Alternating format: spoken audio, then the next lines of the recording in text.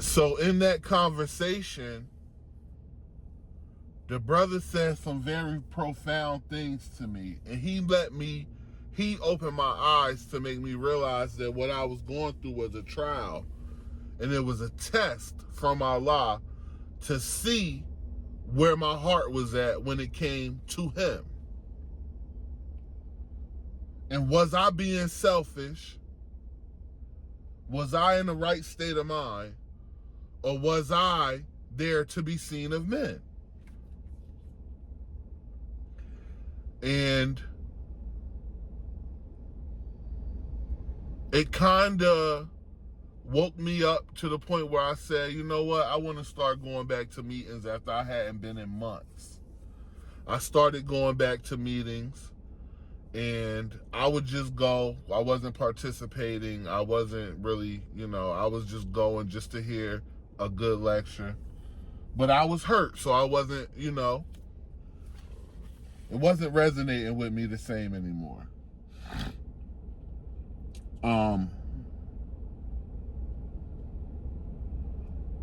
Fast forward to years later.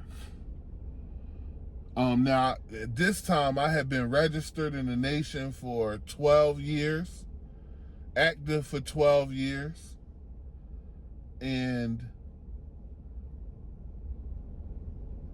I had still I didn't get married. I got engaged, and the sister wound up calling the engagement off. I had went through several courtships that didn't work.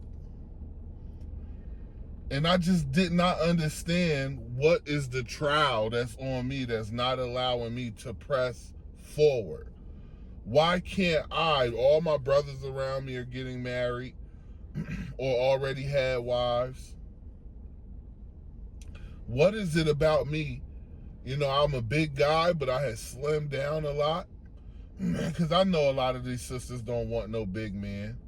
Some of them will marry a big man and help him to lose weight if she see value in you and she feel like, you're the right man for her, regardless of you being a big man. But I know a lot of the sisters just don't want a big man. And that's fine. That's their preference, and that's good. If you don't want a big man, that's fine. And I think that's the reason why some of the sisters who may have liked me as a person but didn't like the fact that I'm a big man. So, it just didn't go through. So I said, you know what? I'm going to stop looking for a wife in the Nation of Islam because it's not working out. And I want to be married. I want love. I want constellation. I want everything that a natural man wants, from a wife and from a woman. So, I wound up reconnecting with a childhood friend, and she had been through a whole bunch, and I had been through a whole bunch. And we kind of trauma bond together, and I wound up marrying her. And I would never in a million years throw this sister under the bus because she has a beautiful soul. But just wound up finding out that through that marriage that maybe we just not compatible, I still love her. I still care about her. And as a man of righteousness, I would want my marriage to work instead of getting a divorce. God hates divorce. So I wouldn't want to get a divorce. But if you're not compatible with somebody and you just see things completely differently, it's nothing that you can do about that. So throughout that time, I developed a friendship with the sister who never registered in the nation, but been around the Nation of Islam for many, many, many years. And me and her became super close. We told each other everything. We talked about everything. We would stay on the phone with each other for long hours. And this went on damn near throughout my whole time being in the Nation of Islam. But I never met her. It was really just phone conversations. Of course, we seen each other through pictures, Facebook, and all that type of stuff. But meeting in person, I never met her in person. But for years, me and this sister talked on the phone damn near every day. Then we would have periods of time where we wouldn't talk on the phone because I was a single man and I wanted a woman in my life. And I would beckon her to take me serious or show me that she wants what I want, and I never got that from her. I will only get friendship from her, and I was so naive to where I didn't realize that I was friend zoned, and I had been friend zoned for a long time. And it's a shame because I grew to really care about this woman. I grew to really have feelings for her, and I thought she had the same feelings for me, and maybe when the time comes, things will, manifest themselves in the right way. And I was very foolish because the whole time that I'm talking to her and we having these conversations and back and forth, and we talking strong and every day for long periods of time, and then I would not hear from her, or I would get into a courtship and then I would stop talking to her. It was just a like back and forth thing. Then I come to find out that the sister was doing something that I felt that was very diabolical, and dealing with a brother, and this brother was engaged to another woman. And it disappointed me in her so bad, because regardless if she was in a relationship with somebody else or whatever, I was totally willing to wait for her until she, I guess, seen, because I didn't see the value in myself so bad that I was waiting for her to see the value in me, that maybe me and her could move forward and be in a relationship and wind up having that great storybook relationship with each other. And she could eventually become my wife. It never happened that way. And when I found out that the sister was doing what she was doing, it totally devastated me. That here I am again, hurt again. And I didn't know how to take it. I lashed out.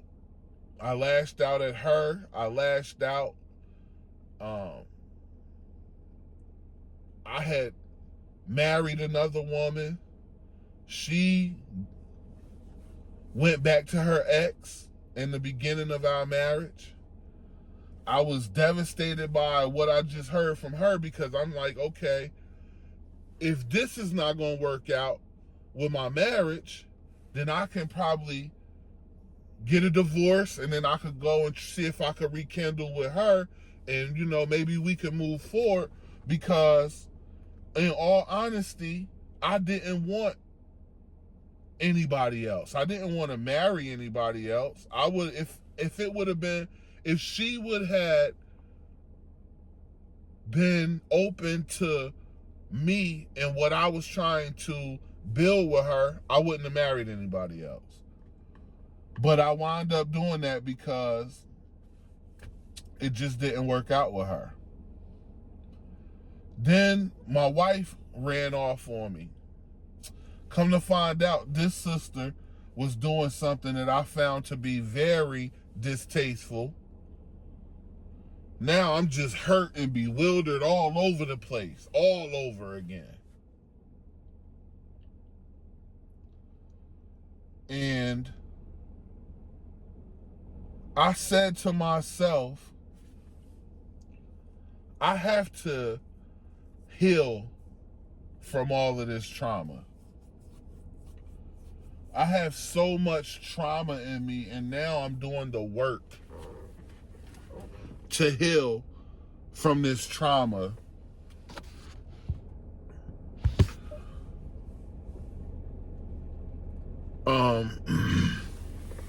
I'm doing what it takes to build confidence in myself, to love myself, know that I have self-worth and I'm valuable.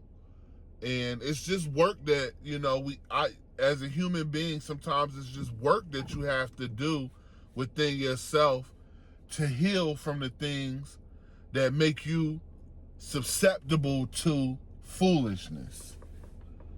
If I was a healed person, I never would have fell for any type of foolishness. But because I didn't heal properly from the things that hurt me, I allowed myself to keep putting myself in positions that was going to wind up hurting me.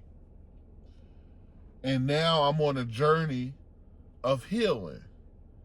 I'm doing things that I've never done before. I'm learning myself. Things that I want to do that I might not have done before, like, going fishing, just doing different things, opening myself up to rediscovery of who I am. I'm allowing myself to feel emotions. I'm trying to have the best relationships that I can have with everybody around me.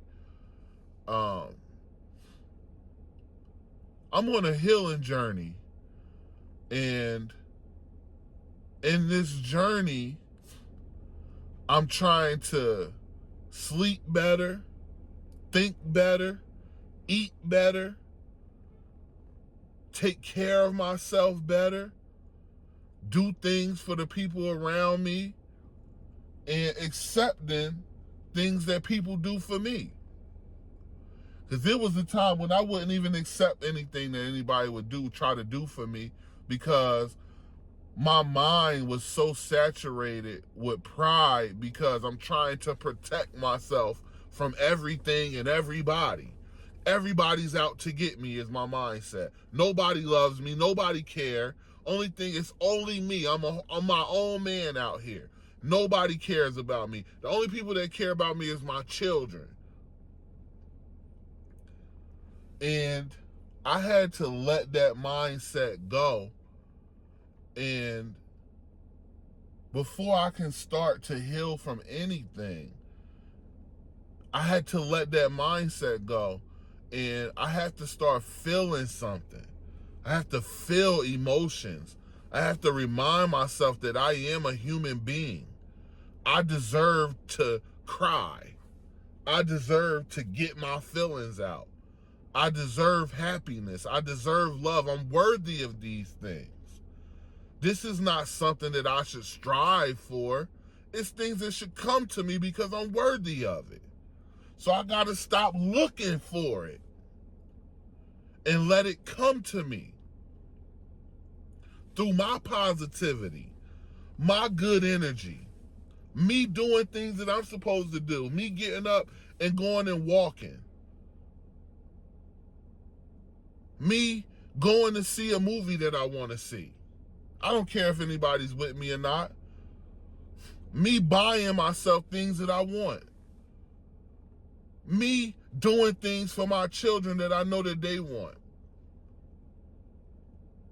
me going and being around my mother and my grandmother as much as I can. These are healing factors to me because nobody's going to do it for me. Pardon me. I have to do this for myself. And I'm glad that I realized this at 40 and not at 60. Because my life is becoming happier than I've been in a long time. I can finally look inward at myself and I'm not disappointed at what I see. And in it, God is blessing me with success. And this feels like he's saying, this is what I've been trying to lead you to the whole time. This is what I've been trying to lead you to. Stop looking for what you need that's in you from anybody else. Get it in. You can't get it from nobody else unless you give it to yourself first. And I'm realizing this at 42. I've been on a healing journey trying for about 2 years.